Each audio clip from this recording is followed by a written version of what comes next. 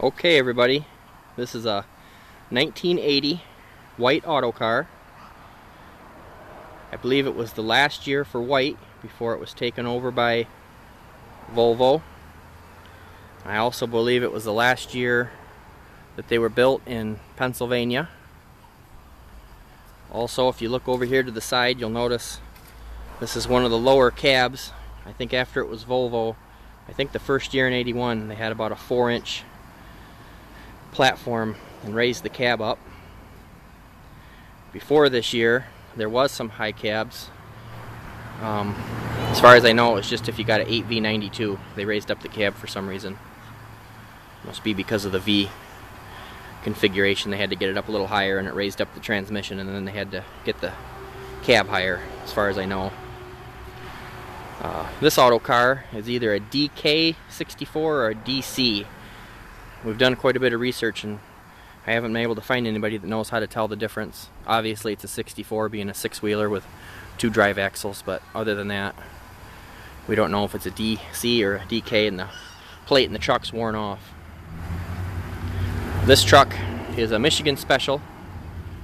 It's got a 20,000 pound front axle, 20,000 pound front springs, 44,000 pound rears on Hendrickson, double frame. This truck was owned by a company outside of Detroit and Wixom called B&V Construction. This truck would have pulled Michigan double bottom gravel trains its whole life. In Michigan we can scale over 161,000 pounds. In Detroit, however, for a long time there were no load limits, at least not enforced. It's not uncommon to hear stories of 11 axle units like this was hauling steel, either just a straight flatbed or a set of double flatbeds that they'd put over 200,000 pounds of steel just on the deck plus the truck. So over 250,000 pounds was not uncommon all day. This truck here hauling dump trailers would have been loaded the same way most of its life. 200 and 250,000 pounds wouldn't have been anything. Nowadays they do enforce it and have weighmasters.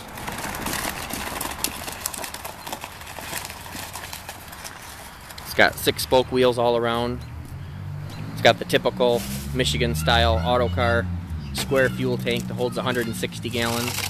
On a long day with lots of highway work, that would not make it through the day. You'd have to fill it at lunch. Those are kind of an oddball tank in most areas except Michigan. So we've got a spare tank that was a takeoff, identical to it, brand new, from a 1986 Autocar that we kept around because they're hard to find. This truck has 385 front tires. It's got a 400 Cummins, the original engine. It's got a 13-speed without overdrive. Wet kit, of course. These trucks in Michigan have a few extra switches because you've got 2 tailgate switches. Truck's in pretty good shape. Like about 100% of them, of course, it started out red. So if you look inside, it was red. Then this company would have painted it their own colors when it was brand new. The only thing that's been repainted, a farmer owned this truck for a few years before we got it and painted over the B&V lettering. So they just did a shoddy job of painting the wrong color yellow over the door.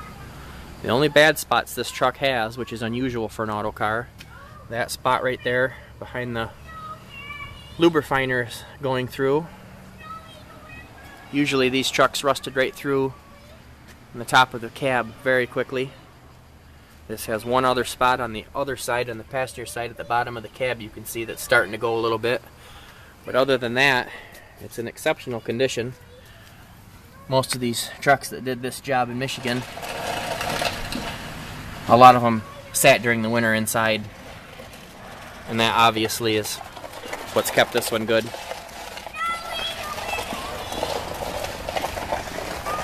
We bought this truck a couple of months ago. Plan on fixing it up.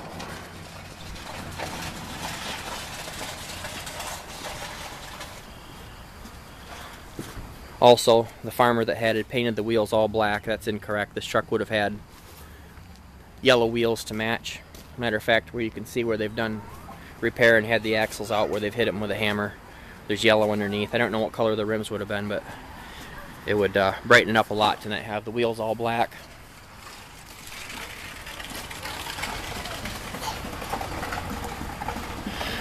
Right now it's just a yard truck. This is a 1987 Fruhoff 13,800 gallon tanker.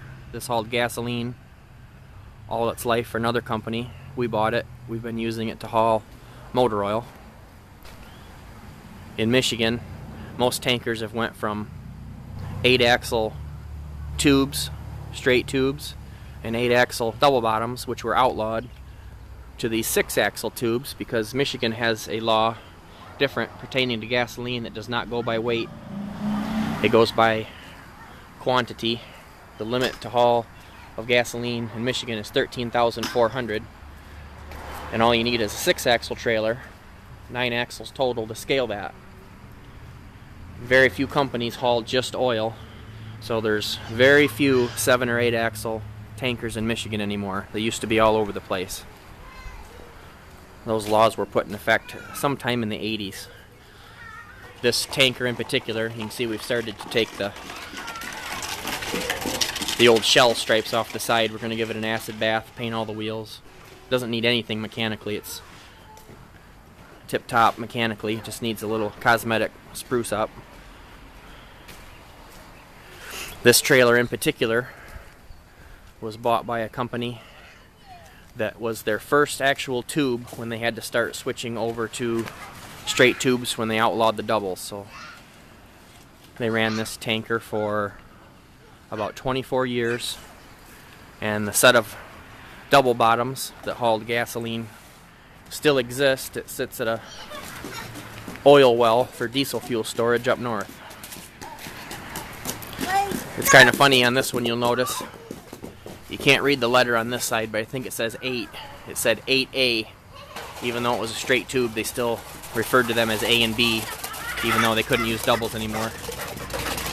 This is a 4-compartment tanker. A lot of them are 5. Yeah, you can see a yellow axle right there. But we'll paint up all the metal on the tanker and acid bath the aluminum, pull all the stripes off, repaint the wheels, and that should be a pretty good trailer for a long time for motor oil. But this truck won't pull it. This is just a yard truck right now until we fix it up, unless somebody wants to buy it or something. But anyway, that's the Autocar. And a short history on the tanker and the truck. We'll hook this truck to a set of doubles and haul a load with it sometime and make a movie of that. The trailer's just kicking out on the air, so I'll get it started back up, get it aired up, and put back away.